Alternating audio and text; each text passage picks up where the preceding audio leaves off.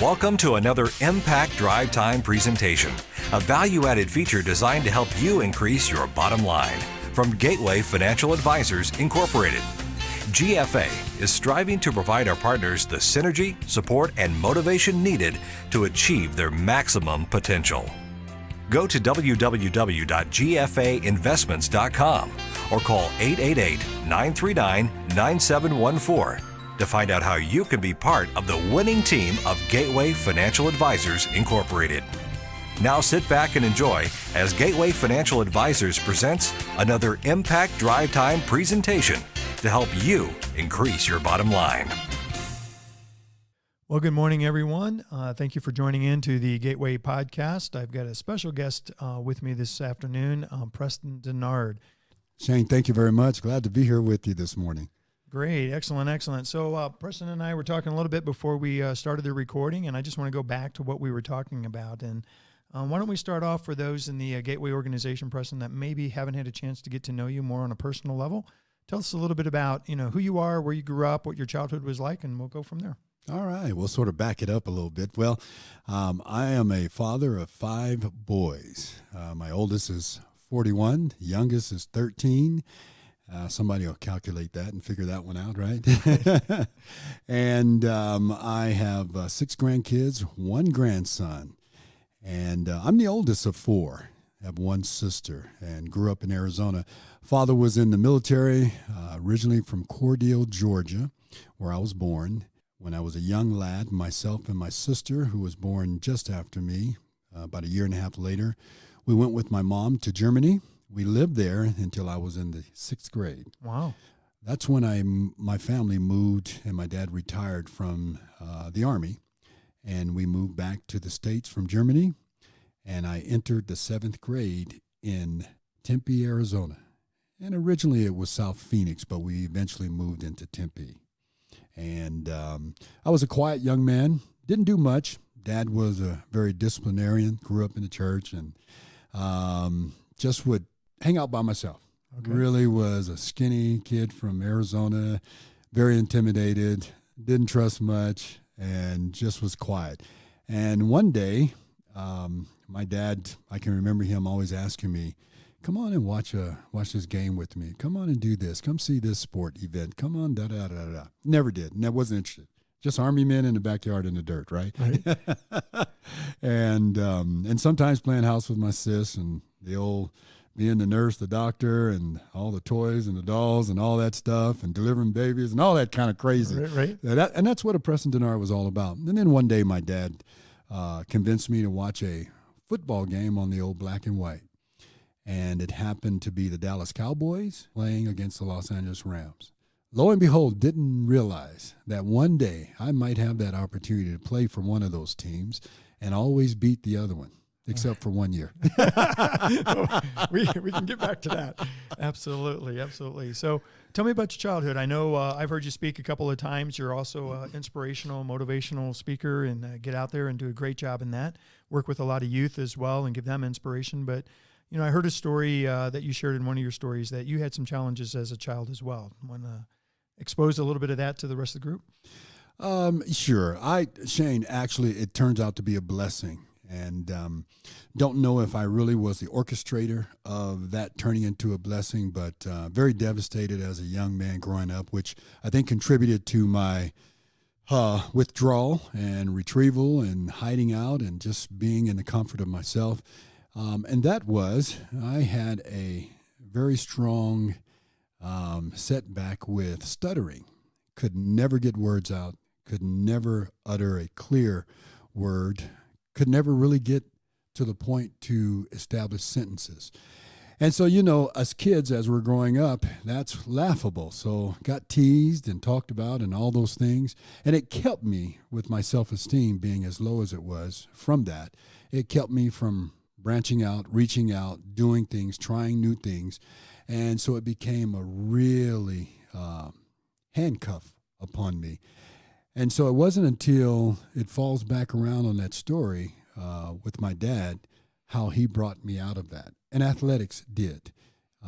Never could play sports, tried to play pickup basketball games. And I think because of my impediment, A lot of guys just use that not to include me at times. And it was really difficult. It was tough. And I know I tease a lot with my boys because I remember my dad used to come to me and, here, son, take a couple of bucks, go do something, or here's $5, go to the store. And I would never want to leave the house.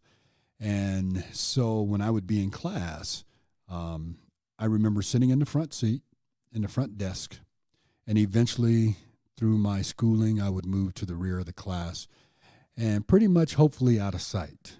Wow. And the challenge was whenever I would raise my hand and I seemed to know answers to things or know that I wanted to respond to a question by the teacher, raise your hand up and they call on you and you begin to give the answer and you can never deliver it.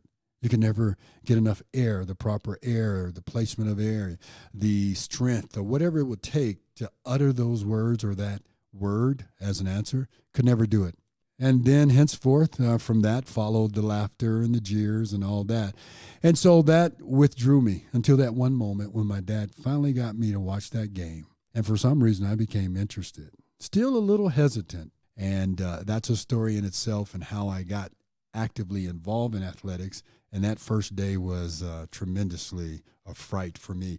But athletics is what eventually drew me out of that whole character of not existing truly, right, and being accountable, acknowledgeable, and being someone that people recognized. And I was so happy that that came upon me. Never looked at myself as an athlete, but eventually I was blessed enough to possess some skills that I did not know I had, that my dad helped introduce to the world, and I ended up moving on from there. Very cool. So your dad was an inspiration and influence on that first step. And I know that, we can come back to this a little bit later maybe as well, but I know that you have a big passion working with youth today, especially in athletics and track and various things. So going back, what was the first sport? Was it football that was your first sport, or did you go into something else first? Well, actually, baseball was the first sport because it was my dad's love. And so in the 7th grade, when he introduced me to the first football game to ever watch, or first game that I ever watched, he said, well, let's go play some baseball. And I ended up playing baseball for my dad, who was our coach. But he always coached kids that were at least a year to 2 years older than me. But I found out I was talented enough that he would always play me up with those kids. So here I am, the quiet, timid young man playing catcher and have to talk, a little bit to the pitcher and the umpire and so on. And baseball proved to be my greatest sport. And, boy, that's a story in itself, too. I guess I have a lot of mini stories in me. But I ended up doing baseball. But football was the telltale sign that really brought me out. And I ended up playing football as an 8th grader in my 8th grade year. And it was in Arizona called Pop Warner, as it would be Yaffle here in New Mexico. Okay. And, boy, I remember that first day. It's like walking into a professional football camp because all the kids talk like they've been there forever, and they all know this game well. And here I am, this skinny little kid in Arizona who's trying out, and they put me at nose guard. Oh, my God, because I didn't talk. So I did that. Then they found out, let's move him away from there. He's getting beat up. He's too skinny. And they moved me to other positions, and then I found my spot at quarterback. And, boy, was that a challenge. Because what does a quarterback have to do? He has to talk. He has to open his mouth and command and bark out signals and do all that. And Lord have mercy, it was the scariest thing in the world for me. But I ended up doing it, and I started learning how to breathe. Now I did all this on my own. I started learning how to. But you know what I found out, Shane? It was a matter of how I felt about myself, because I had been harboring all of these negatives that were delivered to me about my situation. And all of a sudden, one thing happened in that football year. We had a great team. We won games. We did all that. But the one thing that mattered to me, it didn't matter about what position I played and played quarterback. But I remember one game I was playing defensive end, and that was really my home position. And I did it perfect. You probably remember this. Deep as the deepest. You straighten up, you parallel, put that face right there in the gut, and you tackle, wrap up with 2 arms. I did it perfect. And the first time anybody ever talked about my exploits was my coach then, at halftime because it was a game I guess we were supposed to be winning and we were behind, but he used my play as an example of playing your best and doing what he's asked you to do. That changed my entire life because I found someone that recognized something special in me, and it made me feel good. And so a lot of those physical impediments, a lot of those things that we are handicapped with can really be delivered through confidence from others, positive influence. I mean, just bringing that whole self-esteem to another level. When people feel good about things, they feel good about trying things. They feel good about moving forward. They feel good about trying to accomplish something that may be foreign to them. And that meant the world to me. And from that point on, I never lacked in confidence. Didn't have to voice it, but I never did in my ability to try something new. So that was that aha moment. That was that turning point in life where somebody showed something that they saw in you that gave you that confidence. Just a little bit of inspiration, a little bit of motivation, a little bit of, hey, here's an accolade. And that was enough to put you on another course in life. That was it. That was the first one. Well, we're going to take a short break. We'll come back right after our break with more input and stories from Preston Dennard. What constitutes an emergency? The true definition of an emergency is a serious, unexpected, and often dangerous situation that requires immediate action. A fire, a serious auto accident, or a health event could be considered emergencies. Are you prepared? Do you have the proper insurance coverage for an emergency? At Gateway Insurance and Financial Services, we help people day in and day out to plan for emergencies. How long has it been since you've met with your professional to make sure you're prepared for an emergency? Don't let it cost you your financial stability. I'm April Lynn Chavez Geisler. Call us at Gateway so we can evaluate your insurance and financial services protection. 505-271-2222. All right, we're back, and we have Preston Dennard, who is with us here in the studio on this podcast. So we're going to go for the second half of our podcast. And, kind of where we left off, Preston, you were talking about how the coach made an inspiration moment in your life, and that kind of put you on a different course. So why don't we pick up from there and just tell us, one of the things that I've heard you say in the past was, I'm not the biggest, I'm not the strongest, I'm not the fastest. And maybe that inspiration was, put you on that course. Let's pick it up and, continue on with your story. Tell me more. Well, that's very true. I was never the biggest, strongest, or fastest at any point in my athletic career doing any of the sports that I played. There's something that I really, truly believe in, and I believe in whatever you carve out in your path, you have to be the one person that have to walk that road. You have to journey it. You can't do it for others. There are a lot of pace setters out there. There are a lot of folks that carve the way, a lot of leaders that will direct you and have you follow them down a path. But most of those paths have already been created by someone. And someone that was in a predicament like mine, I had to be the first. I was the first child. I was the first to do sports in my family. I'm the first one to play in the NFL. I'm the first one that went to college. I'm the first. And so those are challenges with this on itself. But at any point in time in my athletic career, was I ever one you would look at and go, wow, that's an athlete right there. And it proved itself throughout my entire career. So therefore, I had to put work into everything I had to do. I believe you and I were talking about, I don't know anything less than 100% in whatever I do. That's you made the statement, we were talking a little bit about training camp, and we can go there if you like, but you made the statement that you had to compete every day. And it sounds to me like this started even in your childhood. It was that attitude of getting up every day. I have to compete. I have to be my best.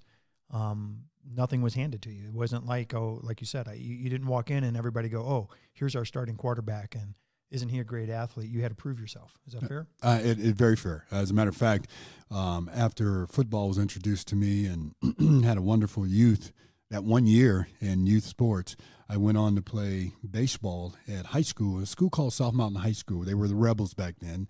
And I went there my freshman and sophomore year. And it was the first opportunity I really played really competitive, organized ball. And it started out with baseball. I was a 4-year varsity baseball player and played the outfield, could run like a deer, and I think that was my greatest asset. And, I could hit a home run, but if I didn't run it out of the park, it wasn't a home run. But I ended up playing for South Mountain High School.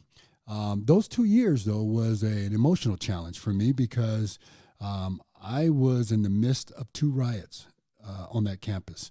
And the second one was really challenging. Someone brought gunfire on campus and glass shattered by my walk by a particular building. I ran home, told my dad didn't want to go back to that school anymore.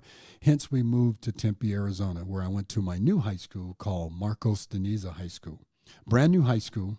Originally thought I was going to Tempe High to be a Buffalo. Found out days later, you got to go to this other school. I don't want to go to that school. And turned out to be the best thing in my life. I was the first black student athlete to go to Marcos Dennard High School. We had a junior class, so I was a part of the junior class, which ended up being the first graduating class in '74. And when I went there as a quarterback. Remember, I played in the other schools and coming up as a quarterback. And here's the thing where the phrase that I use as a talk called separating yourself from others, and it really materialized in the pros. But this is where it truly started. It was then where I went to Marcos Dennard and we had football camp. And I looked around that early summer and I saw this quarterback, a dear friend of mine now named Oscar Ramirez, who was just tremendous. Throwing the ball, looked good, throw the ball. I mean, there's no way I should be starting in front of him. But I looked around and I said, well, I'd like to play. What else can I do? And I noticed he didn't have a ton of receivers. He had a couple of good ones. And that's where the wide receiver berth started, right there. Okay, I was wondering where that came along. That's where it came from. My junior year in high school when I transferred, I was smart enough to realize somebody else was better than me throwing the ball. And I didn't mind him barking out signals where I didn't have to talk much either. And so I moved to wide receiver, and it was a wonderful blessing. I did some wonderful things at wide receiver at a high school for 2 years. All-American, all-everything, accomplished great awards. But I was a multi-sport athlete, which helped also lend itself to my full, total development. And so my speaking ability and all that was wonderful. And one little tidbit that you don't know that was part of that whole genre was I write poetry. I'm a writer. So I have 2 manuscripts of poetry, and I started when I was in the 8th grade.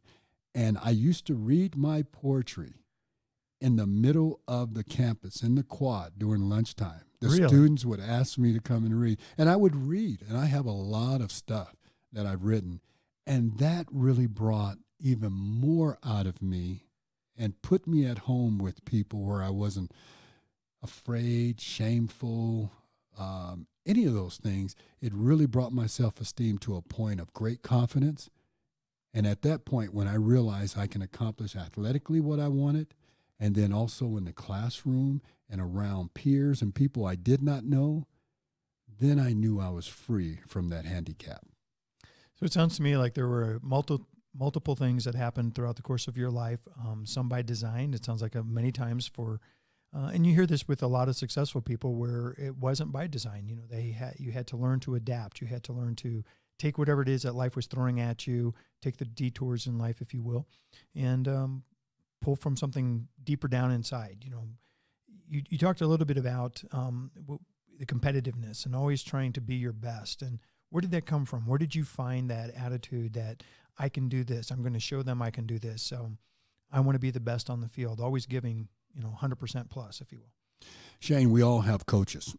I'm sure you had a coach, whether it's a emotional coach, mentor, an athletic coach, a parent, whomever, a sibling, somebody was your coach. Somebody was your motivator. And so I had one, and it happened to be my dad. And I'll never forget one of the phrases he gave me was, I was concerned about my speed. And he said, son, you're just as fast as the rest. Your legs are longer. And I never understood what he meant by that. And then he eventually said, you cover more ground in the long 3 strides you have to their 7 short strides they need to make. And so I had to think about that, and I said, he makes a lot of sense.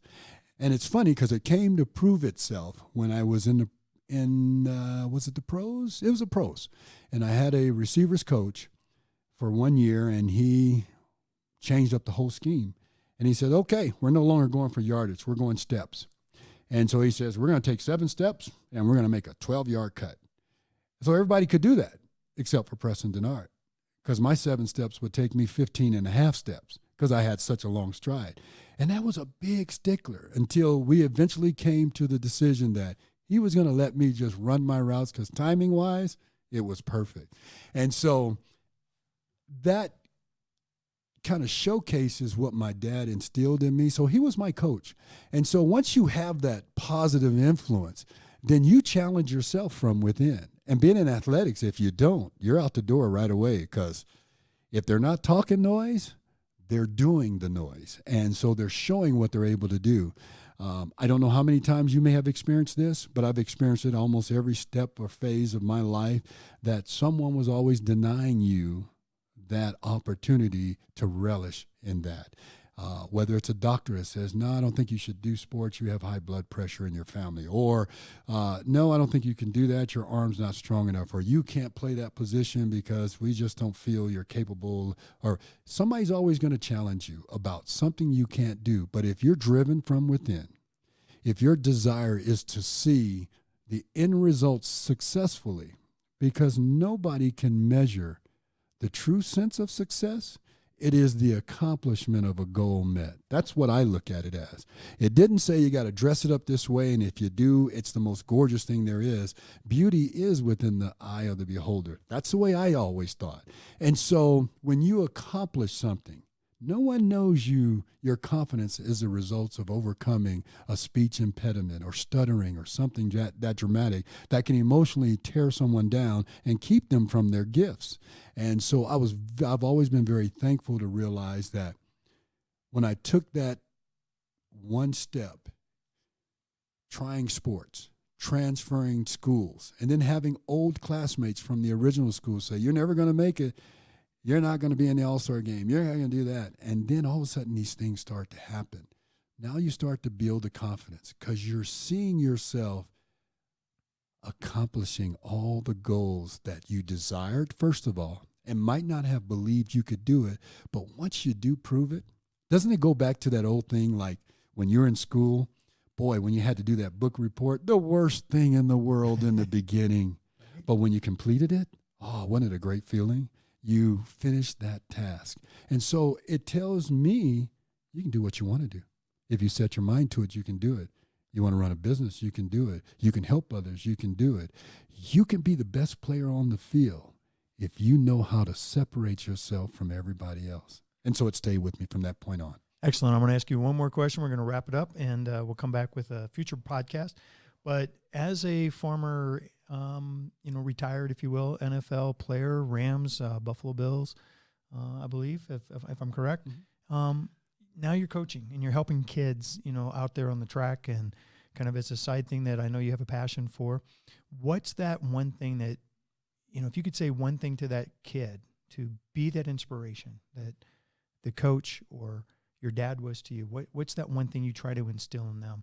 And I think that's applicable to all of us, whether we're young at heart or young in age or old in age. We all need that coaching or that inspiration. So if I could say, Preston Dennard as that inspiration, as that person that I'm looking up to, here I am, this child that's sitting on the sideline, or I'm out at your track and I'm looking up to you as my coach. What's that one thing you're going to tell that person to help give them that inspiration? I tell them parts of my story. And one of the parts is what we're just talking about. Never the biggest, strongest, or the fastest. You don't have to look the best. You don't have to dress well. But if you have it within you to drive yourself to perform, you can accomplish whatever you want.